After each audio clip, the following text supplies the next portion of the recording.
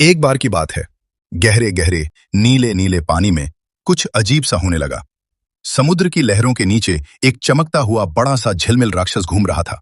अरे बाप रे, सब डर गए, पर थोड़े थोड़े जिज्ञासु भी हो गए। सब लोग कह रहे थे, ये क्या चीज है भाई? पर एक बहादुर वैज्ञानिक डॉक्टर आरव पटेल ने कहा। मैं ढूंढ कर लाऊंगा। और उनके साथ थे उनके दोस्त मजबूत और हंसमुख नाविक नील राणा। दोनों अपनी बड़ी सी नाव में बैठकर छप छप छप छप करते हुए समुद्र में निकल पड़े।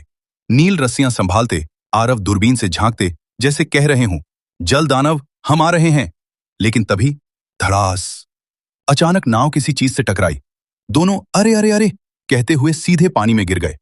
पानी ठंडा, अंधेरा और बड़ा ही रहस्यमय। जब उन्हें होश आया तो वो किसी अजूबे कमरे में थे। दीवारें चमक रही थीं, लाइट नीली नीली थी और मशीनें टूंग टूंग पीप पीप कर रही थीं। और तभी पता चल, वो जल दानव नहीं बल्कि एक जादुई पनडुब्बी थी।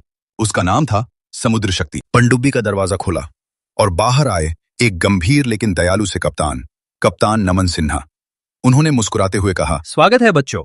अरे मतलब मेहमानों, आइए मैं आपको समुद्र की सैर कराता हूँ। आरव और नील तो खुश होकर उछल पड़े।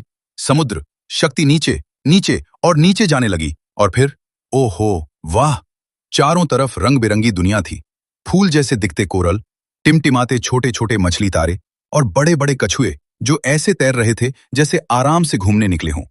आरव और नील ने खास सूट पहने और समुद्र के तल पर पैदल घूमने लगे। मछलियां उनके पास आकर खेलती, जैसे कह रही हों, हेलो दोस्त। थोड़ा आगे गए तो उन्होंने देखा एक डूबा हुआ पुराना शहर।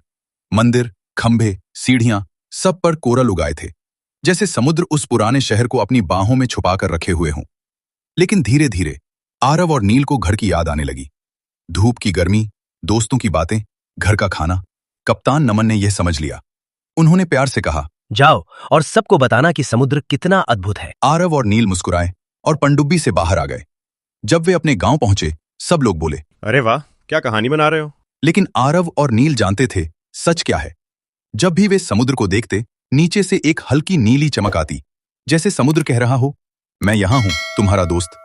और कहीं गहराइयों में समुद्र शक्ति फिर से अपनी रोशनी के साथ तैरती रहती थी।